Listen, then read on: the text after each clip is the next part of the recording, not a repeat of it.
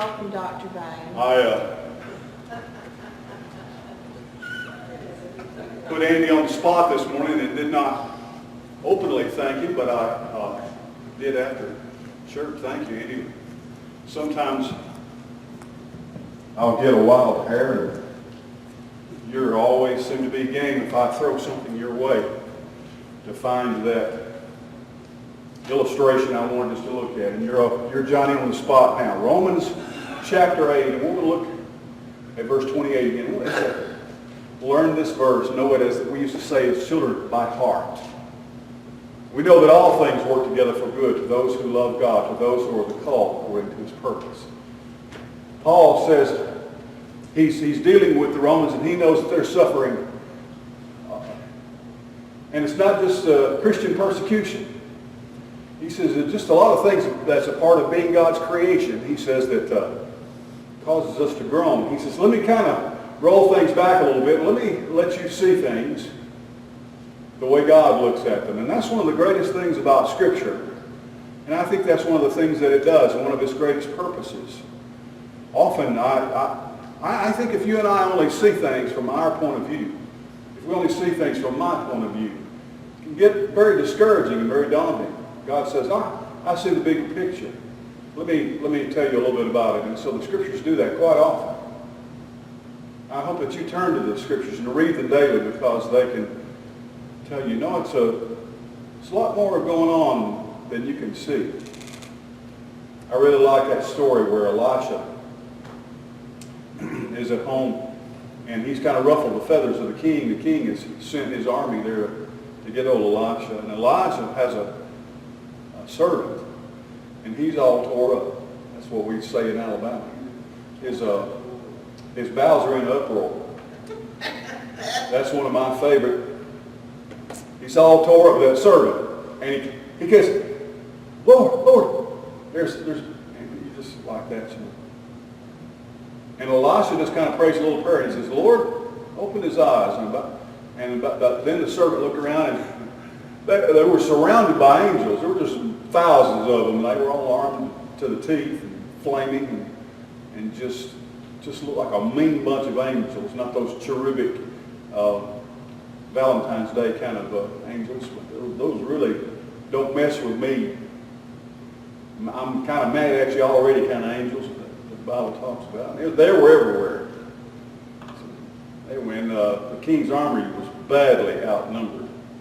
Well, thank you, Andy. I appreciate that. And I assume that the communion table and all this stuff in the pulpit either magically moved itself back into place while we were at home today taking a nap, or you did that also. Thank you. I look at things differently now. I look at something like that and say, I used to be like Andy and could take that with one hand and move it over there. Now I look at it and say, let somebody else do that. Maybe I'll gain some ground. Me and Ned are going to go into a business of putting up basketball goals, and we're going to do that. He's ready. He knows how. He knows exactly how not to do it. How to do it now. We can do that. It's like Joe Namath. Somebody asked him one day after his career was over. You've seen the film where he threw an interception to a big old linebacker. That's a big old fellow. That fellow, the linebacker, just coming down the sideline, headed toward the goal line, and Joe was the only thing that stood between him and the goal. Joe went over there and tried to tackle him. That fellow just left Joe Namath in a pile. And the sportscaster said, looking back on that, said, if you had to do that day over again, you had to have numerous surgeries. That pretty much ended your career that day. So if you had that day and that moment to live over again, he said, would you try to tackle so-and-so, named him by the name? He said, no. He said, I would tackle. I would tackle. I believe if you had a basketball goal that needed putting up, you asked me to do it, I believe he'd give it a try. He ain't scared of nothing. Except maybe Betsy. And she's pretty scared. Oh my goodness. We didn't even have to take anything from anybody. We received to my great joy, $236 this morning in the offering for the Revelators. I don't know how they might, they have a lot of equipment.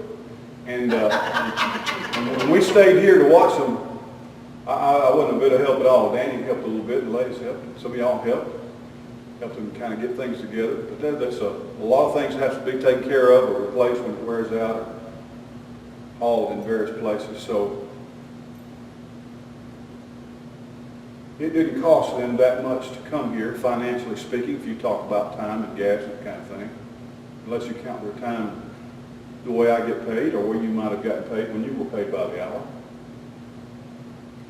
But there are churches that cannot give anything, and they can go to that church too because of your generosity. Thank you.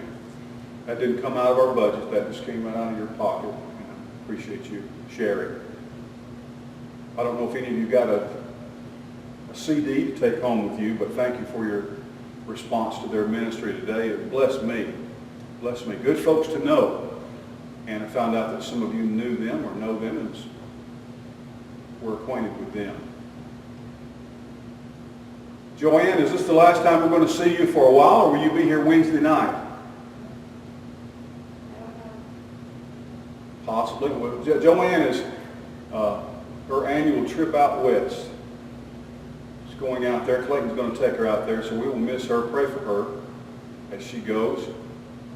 Pray for James. He has an important biopsy coming up, and this week Liz will find out a little bit about maybe something that the doctors may need to do further to and for her knee.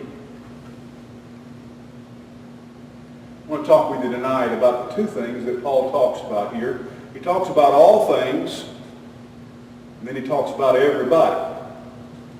All things, things are not people. That's the events in our life, the happenings, the pieces and parts of our life. All things. So let me tell you a little bit about all things, what you need to think about all things. What you can know about all the things that make up your life. And then he starts talking about you. Not just the things. God's not just interested in the pieces and the parts. He's interested in the people. So let's look at that again and look at it in that light. We know that all things work together for good to them that love God. Now, he doesn't say that all things are good. We talked about that last time we met on this subject. All things are not good. That's not what it says. There are a lot of things in your life that are not good. You know, if you look in the Genesis creation story, it says God did this on this day. He looked at it and he saw that it was good. And he did another day and he looked back and saw that was. Then he says he looked back over everything that he made, and behold, it was all very good. And then in the next chapter, he looked down and there was old Adam. And Adam was all by himself. And you know what God said? That's not good. He said, that's not good. That man should be alone. It's not good that man should be alone. That's not good. And so right away, it's just a part of the way God made things. He said, okay, well, that's not good. So he created woman. And Adam knew right away when he woke up from surgery that things were a lot better off. There's a lot to that, and that's not the message tonight. But all things are not good. And he doesn't say that things work together for good. He says all things. And so it's important that he says, you got to look at the big picture on this. There's a promise here. It's not that everything that happens in your life, that good is going to come out of it. That's not what it means. It means that at the end of your life, when you add everything up, when you look at all the things, God will be able to ask you, well, how'd your life turn out? You'll be able to say, everything worked together for good. There's something here that I think that John, the Apostle John and Paul would agree upon. He says, to those who love God, Now, I assume that John and Paul met each other, but they write completely differently. Do you know why John says that we love God? I mean, you could say, well, we're good people and we're loving people and we love to love people. Love's a wonderful thing, and so we love God. But why does John say that we love God? See, because he first loved us. Because he first loved us. Y'all are so smart. You're so good. You don't even need me. I'm sure you thought that often. Because he first loved us. We didn't start. To those who love God. To them who are the called. And that's not a verb. It's a title. And actually in the Greek language it says, to the called ones. To the called ones. It's a title. It's very important. The selected ones, the special, the chosen ones. He says, the Bible calls them often the elect. The special people.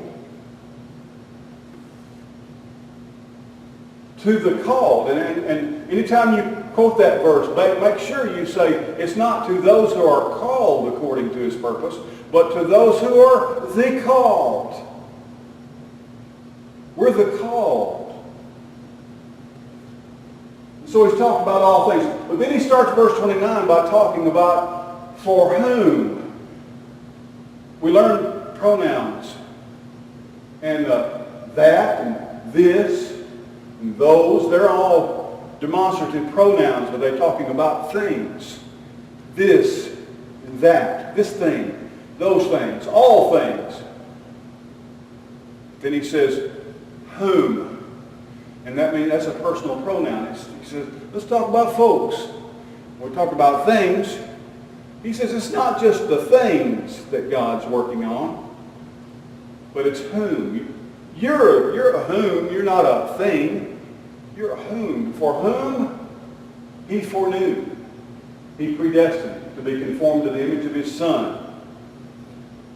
You see, he's talking about people for whom he has the intention of shaping them to be like Jesus. Shaping us to be like Jesus.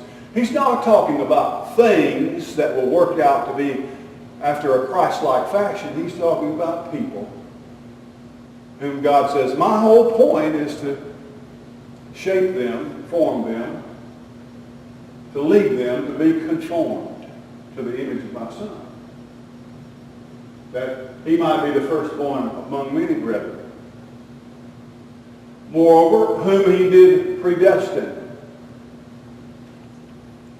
Predestination means that God decided that something was going to happen before it happened. Paul says this is important to understand when you talk about the word foreknowledge. Because God knows something before, not because he learned something or that something was added to his store of knowledge.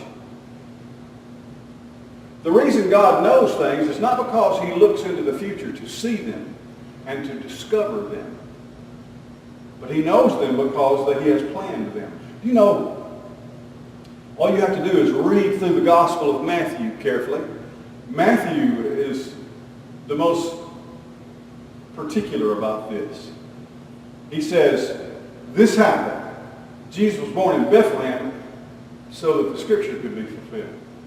Jesus did this. Jesus said that because that's what the Bible said. And those Old Testament prophets were not gazing into the future.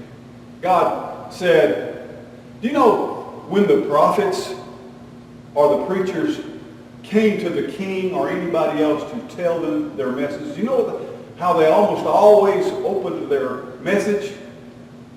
They would say, thus saith the Lord. They wouldn't say, I had a dream last night. We know they dreamed and had visions, but they were dreams and visions that God gave them. So this is what I'm about to do. This is what I'm going to do. This is what's going to happen.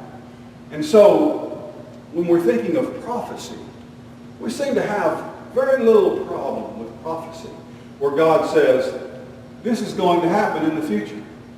That is predestination.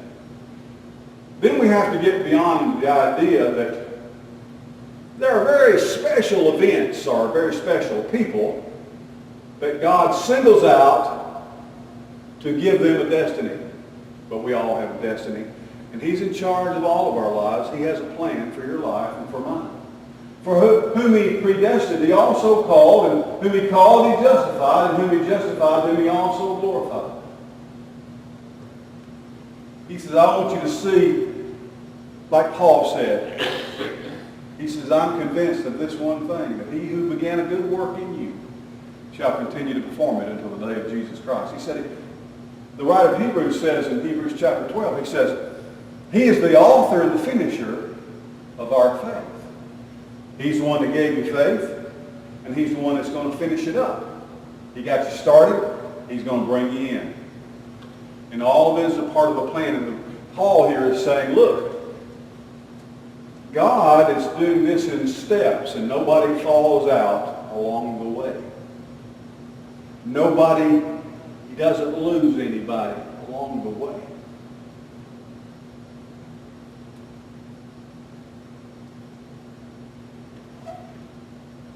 Andy, look with me over to the Gospel of John, chapter 6. The Gospel of John, chapter 6, and verse 37. Jesus addressed this, and during troublesome times,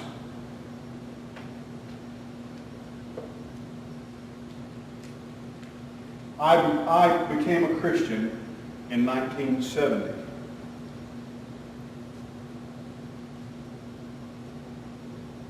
I was 14 years of age. But believe me, if that's all I had, something that happened at a moment in my life, there could possibly be other events or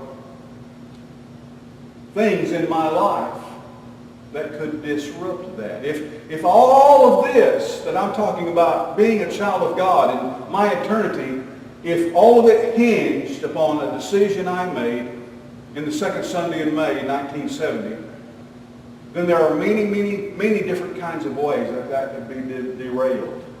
But look what Jesus taught His disciples.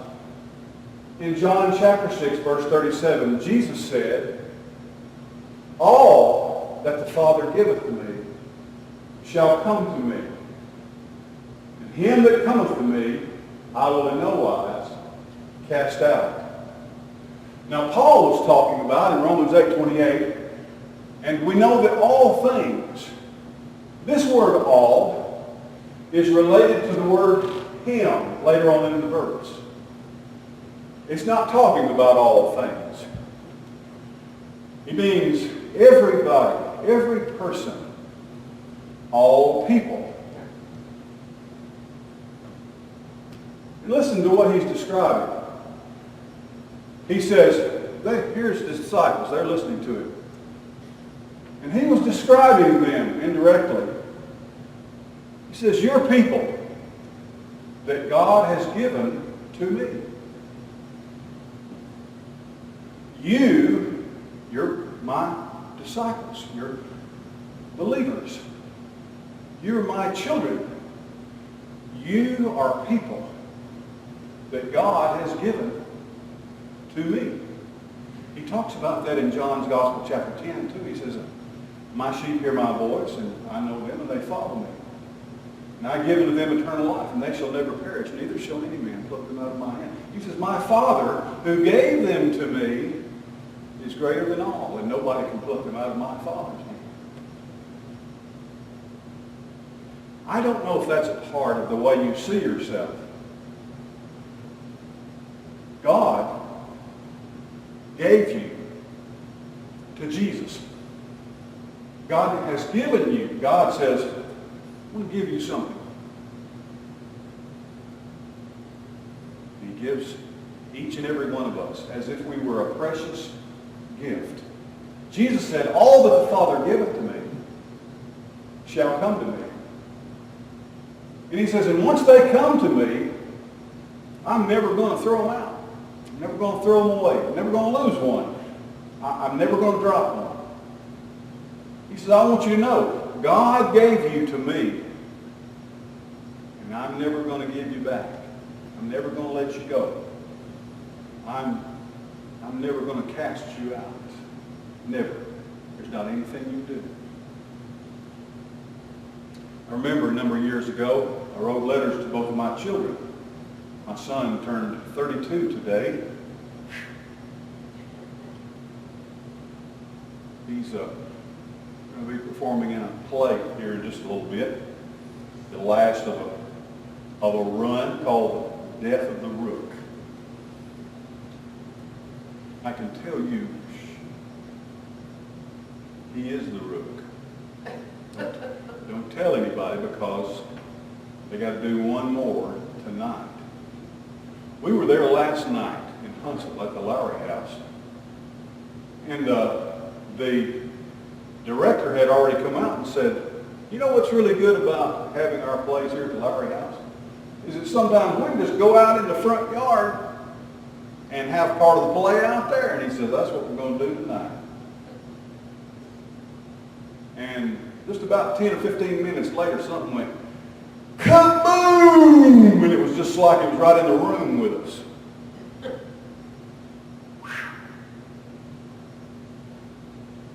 And later on, just a few minutes, the lights didn't go out or anything. Thunder. But it sounded like something got hit. And then later on, someone said, come outside. And we went outside. There's a beautiful magnolia tree right out in front of the historic Lowry House where these plays take place often. Most often. Big, beautiful magnolia tree. And that lightning had hit that tree. And you're not going to believe this. I'll have to show you a picture. But the bark on that tree split into 4 different stripes or sections and just peeled down to the ground like a banana from about 20 feet up all the way down to the ground. And that tree was sitting there just as naked as it could be. All the bark just laying out like that.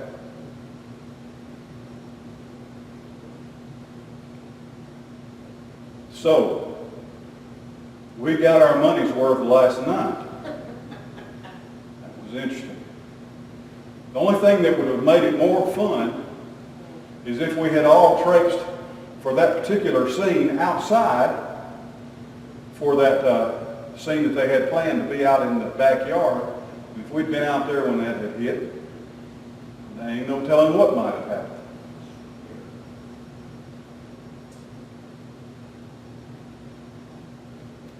The Father has given you, and Jesus said, I got it. He's mine. I'm not ever going to let him go. Not ever going to let her go. Now, let me give you a little piece of trivia right here. Might not make any sense to you at all. Have you ever heard of a hard-shell Baptist? Hard-shell Baptist. Hard-shell Baptists are people who supposedly are different than me and you, but they're different in a lot of ways.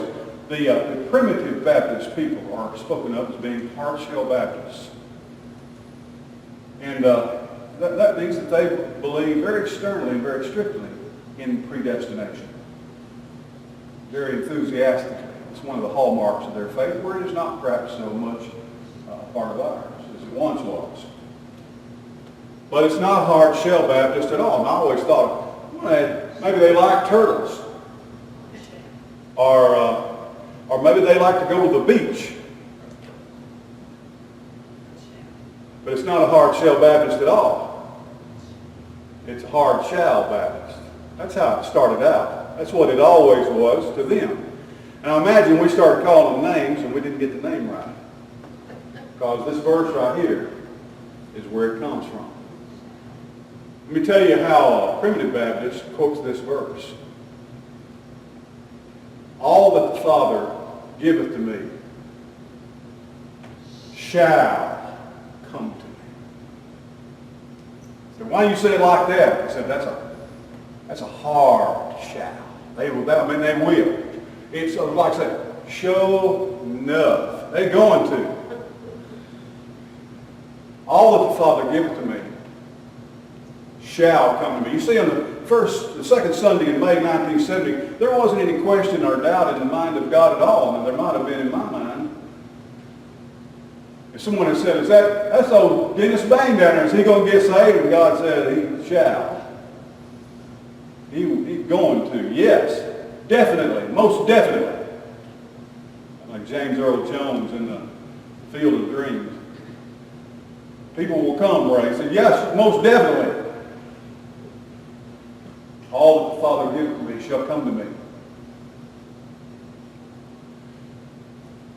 This is part of what Paul was talking about. He says, wherever you're at, Roman Christians, you're going to get there. You know, the word predestinate is the word prohorizo. And it means before the horizon. And the way you would picture it is you would draw the world like, see the horizon. And he says when the sun comes up, he said put a dot right there. Or when the sun goes down, put a dot right there. Prohorizo, that's where the word. He says that's what predestinate means. It means point, this dot. Bang, put your finger on it. Shout. He says, Paul says, whatever's going on in your life, he says, here's the process. For whom he foreknew, he predestined. Whom he predestined, he called. Whom he called, he justified. Whom he justified, he glorified. He says, God is getting you from where you are to where you're going to be. He says, nobody falls out along the way. Go a little bit farther down, Andy. Let's look at verse 44 of the same chapter. Jesus says, no man can come to me except the Father which has sent me draw him. And I will raise him up the last day. He says it's very important for you to understand that the only reason you're a Christian is because God drew you to me and gave you to me. We often think it's because of what I believe, what I decided, what I prayed, what I did. And Jesus said, that's a little bit too shaky. That's a little bit too uncertain. That's a little bit too much you and not enough me. No man, Jesus said, can come to me. You know what? I've seen a lot of people walk down the aisle in churches that have never been drawn by God. Never drawn by God. There were 1,000 different reasons why they wanted to walk down an aisle, but none of it had anything at all.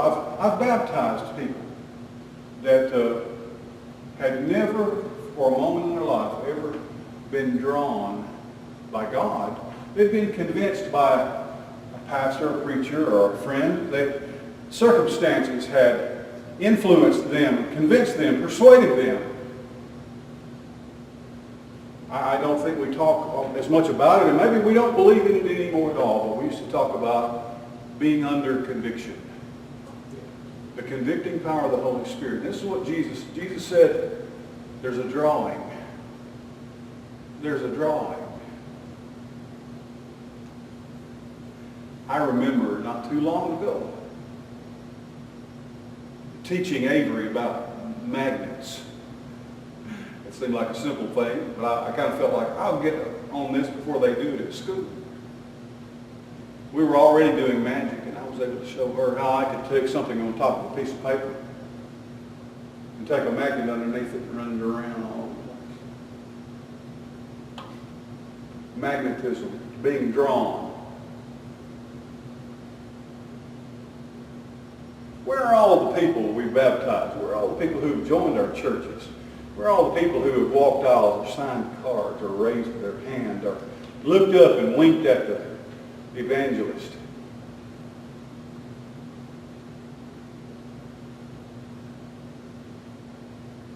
Something is happening, and I think it's a good thing. I was talking to Danny about this last weekend.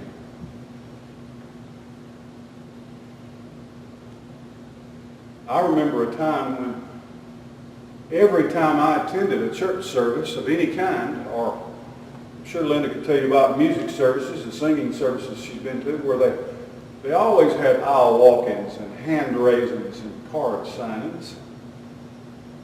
of various kinds. I mean, you could never go to any kind of revival meeting where they didn't say, okay, bow your head. We want you to start raising your hand now. And I want some of you to come and walk down the aisle.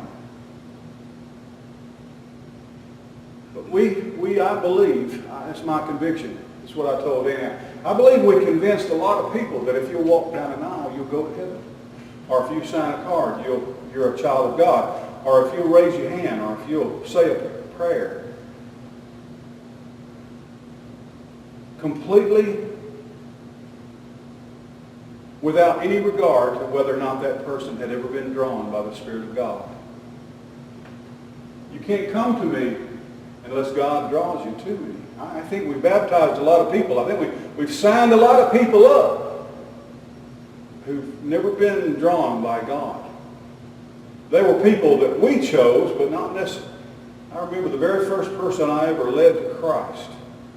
I'm looking back over the years littered with people whom I persuaded or convinced to make some kind of spiritual decision who today have no regard whatsoever for spiritual things.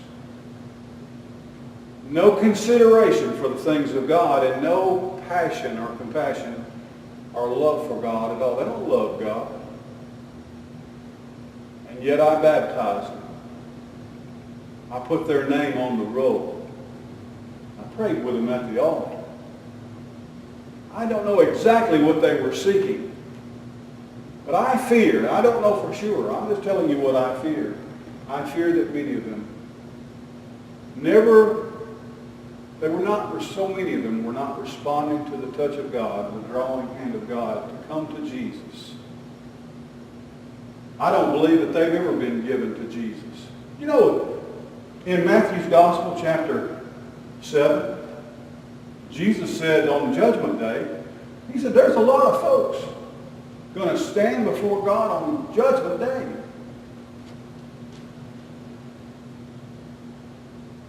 And they're going to say, Lord, Lord, we look at all the great things we've done for you. We've preached in your name. We've cast out demons. We've done miracles in your name. And do you know what it says the righteous judge will say? Depart from me, I never knew you. He said, I never knew you. I never knew you. You and I have never met each other. We're not acquainted at all. I wonder how people, I'd like to sing that. When we read it, when Jesus said that, you mean you could just get to the finish line? You could get there and there are going to be people who've been in church all their life. They've been members of the church and they've worn collars or robes, or they've had degrees or licenses. They've had all different kinds of certifications, and the Lord's going to look down and say, you and I ain't no kin. We don't know each other. We never met. Oh, man. Jesus, you mean that's really going to happen? Yeah. That's really going to happen. Let me close and we'll give you something to work on. It's a homework assignment. Let's close up. Andy, let's look at Revelation 17. We're going to finish up. All we like is finishing up. Revelation 17. Yes. Add 10 to it. You got it. You're doing great. Revelation 17, verse 8. We're jumping into the middle of the speech here. The beast that you saw was and is not. He's been done away with. And shall ascend out of the bottomless pit and go into perdition. And they that dwell on the earth shall wonder, whose names were not written in the book of life from the foundation of the world. When they beheld the beast, it was and is not, and yet it is. The book of life that he's talking about here has already been referenced, and we're going to look at another verse here in a minute. It is the Lamb's book of life.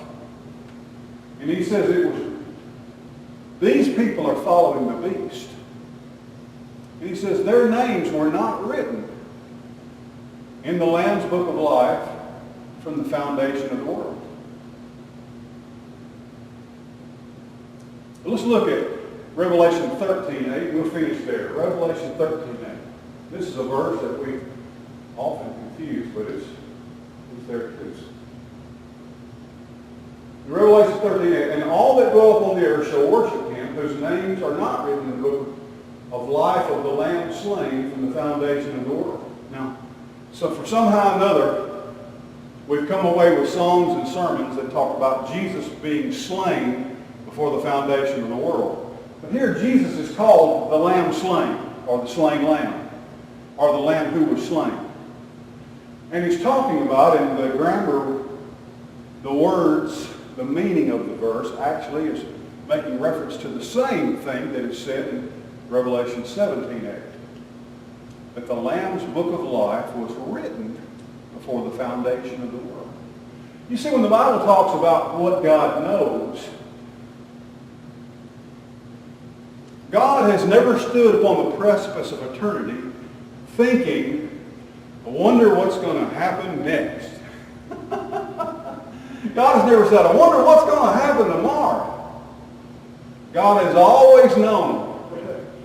We have to realize that if God knows everything, he's always known everything. He didn't figure out stuff and get smarter and smarter and smarter as he grew older. There's a line in the movie Groundhog Day. Bill Murray says, maybe that's why God is so smart, is just because he's lived so long. Kept doing the same day over and over and over again. No. The reason God knows what's going to happen next is because he knows everything. Before he ever said, let there be light, before the foundation of the world, he knew everybody who would ever be born, everybody he would ever create. He knew everybody who would ever be saved. The Lamb's Book of Life, my name was not written in the Lamb's Book of Life on the second Sunday in May of 1970. It was written in the Lamb's Book of Life. John Dennis Bain, before the foundation of the world. And my salvation on that day was not just something that by chance happened because I made a decision or a choice on that day, but it was something that was in fulfillment. Like Matthew could say, Dennis Bain got saved that it might be fulfilled. His name is written in the Lamb's Book of Life. The Lamb wrote it there before the foundation of the world. God gave him to Jesus. And then one day God drew him to Jesus so that he could believe, and so that he could make a decision, so that he could make a commitment and give himself. But he says, the reason he loved me is because I first loved him. The reason he chose me is because I first chose him. He's one of the called. He's one of the called ones. You are too.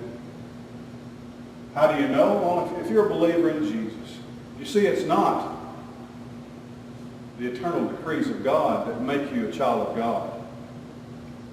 You're saved by grace through faith. When you believed in Jesus, it made everything that God intended for you real. And he says, you know, you may not be able to. I heard it told this way. I've always preached that whoever wants to be saved can be. I heard someone say, you know, it's like this. This is just an illustration. It's not out of the Bible, but it's always made a clear impact on my mind. It says it's like getting to heaven, the gates of heaven. And there's a big banner, a big archway that says, whosoever will may come. Whosoever will may come. And you walk in. And you walk underneath. And then you look back. At the other side it says, chosen from the foundation of the world. Chosen from the foundation of the world. One side and then the other. Because Paul is saying, this is the way God sees things. There's no maybe or might. No perhaps or a chance. But he says, shall. He says, whatever you're going through right now, whatever you're suffering, whatever's bothering you, hurting you, whatever you're going through, he says, you have a destiny. And you're not ever going to fall out because God's doing something, and even this is part of it. And it all works together for good. Because he's going to get you from wherever you are all the way. Because he's decreed it. He's written it down. He's determined it. Just as surely as he said that there was going to be a baby born in Bethlehem thousands of years before it happened, he says, John Dennis Main's going to be in heaven. Not because he's going to do such a good job. Because he says, that's my plan. That's my purpose. And I've been called. I am one of the called according to his purpose. I hope you have, I've got a doctor's appointment myself tomorrow afternoon. And you may have various mechanizations that you're seeing too. But as you go tonight, go home in the sunshine, and God bless you all. And remember to pray for each other. All right? God bless you all, and you are dismissed tonight. Thank you, Andy.